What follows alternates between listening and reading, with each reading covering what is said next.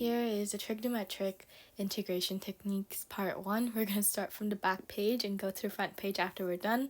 So here's part 1 starting with number 5. Okay, so first we see that there is cosecant third x and then cotangent x dx, right? Okay, so in this case, we see that we have 1 cotangent x and then 3 of cosecant x, right? And then we can already see that cotangent x is kind of next to the dx, so we can try to kind of guess that we're going to take the u sub of something here. And if we take the u sub of something here, then du must equal to cotangent x dx, so that we can substitute everything and put everything in terms of u. So we can see that cotangent x dx is du, so what would get us cotangent x dx if we take the integral of, or if we take the derivative of it? So what would be our u value? Our u value would actually be negative cosecant x, because, well, if you take the derivative of negative cosecant x, you would get cotangent x dx. Yeah. Okay, so our u value is negative cosecant x, and then now we're going to go back to this expression, and then we have cosecant third x, right? And this is just du. So what we can do is that we can set this as negative u to the third power, because we already have negative cosecant x as u. So u to the third power negative would get us cosecant third x. And then we also have du right here, so we're just going to put it right there. And then it's just simple from right here. We can get rid of, or we can take the negative sign out of the integral, so we're going to have u to the third power du, which is equal to integral, which is equal to negative, and then 3 plus 1 would be 4, and then 4 reciprocal would be 1/4, so 1/4, and then u to the power of 4, and then plus c. Then what is our u value? Our u value is actually negative cosecant x, right? So we have negative 1/4, but then negative to the power of 4th is just positive, so we don't really need to include the negative right here. So we're just going to say cosecant 4th x plus c would be our answer. So negative 1/4 cosecant 4th x plus c would be our answer. Okay, moving on to the next question, we have integral of e to the x times sine x dx. In this situation, we can't use trigonometric substitution again because, well, obviously we don't have the form of a squared minus plus x squared radical, or x squared minus a squared, so there's no use in substitutions. We can't use the method that we used in number 5 because, well, it's not a product of two trigonometric functions, it's rather a product of just an e to the x and also one trigonometric function, so we can't use that method. In this case, we're going to be using IBP because we see that there's a product of two different functions that we can't really take the integral of in the usual way. So for IBP, as you know, we need to set u and dv. So u is a function that we can take the derivative of, and then dv is a function that we can take the integral of. As you can see, e to the x and sine x, e to the x doesn't change, derivative, it's still the same e to the x, and then integral, it's still e to the x. So there's really no point in taking the derivative of it, because for all the u values, we should choose something that we can get rid of, or something that actually changes when we take the derivative. But then e to the x doesn't change, so we're just going to take the integral of that. So in our situation, e to the x is going to be our dv. So dv equals e to the x, and then u equals sine x.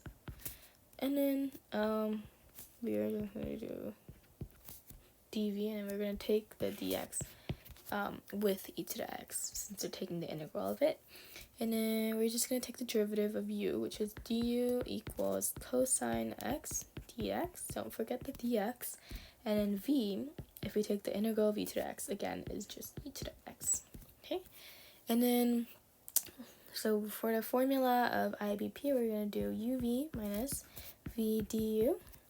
So u times v here is going to be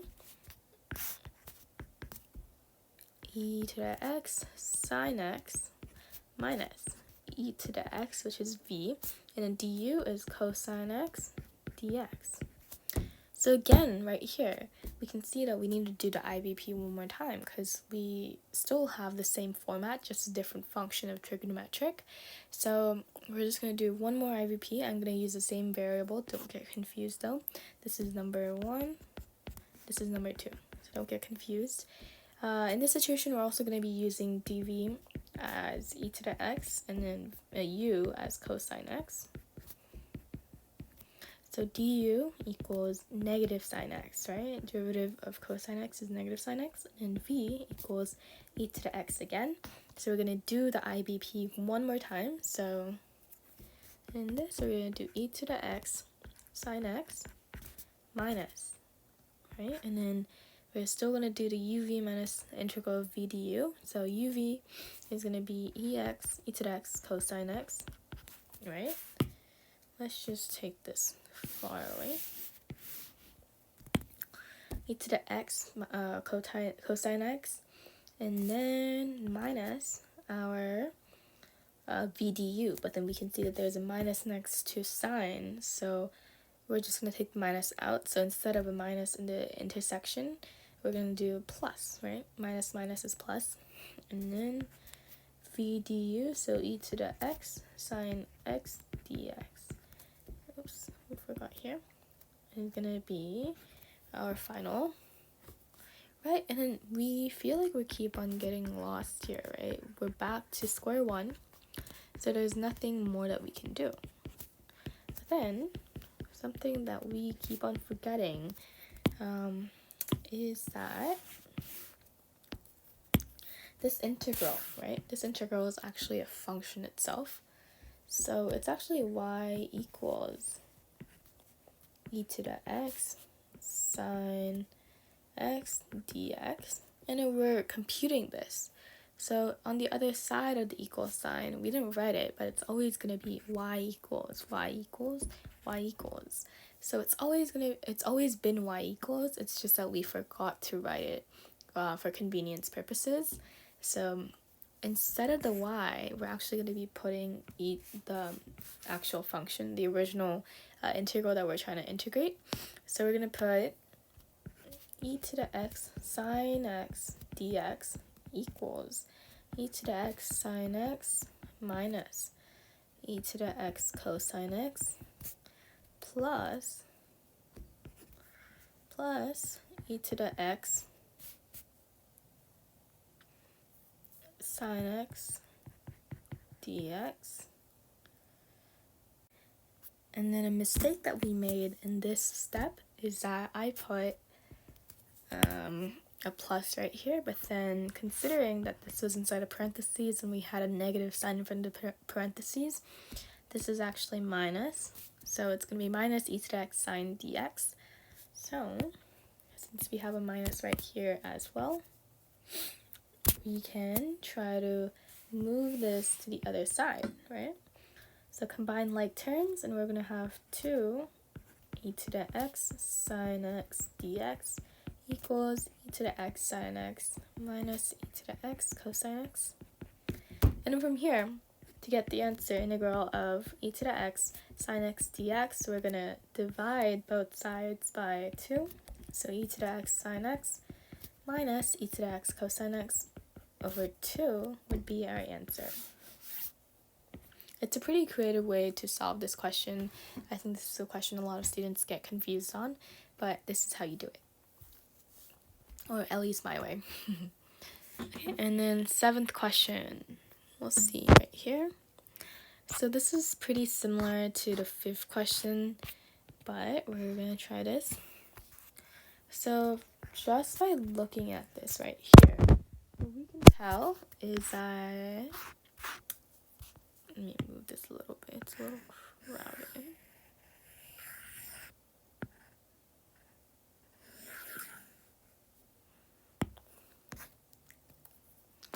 We can tell right here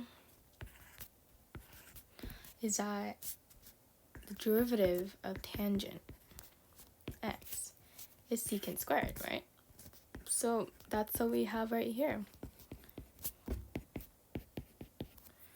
right? We can put everything in terms of u. So it's like this.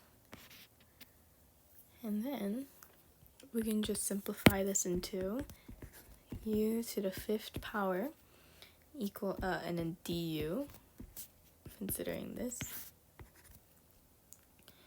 which is 5 plus 1 is 6, and the reciprocal of that is 1/6, and u to the 6th power plus c would be our answer, except that we need to plug this back in. So u is tangent x, so tangent 6 to x plus c would be our answer.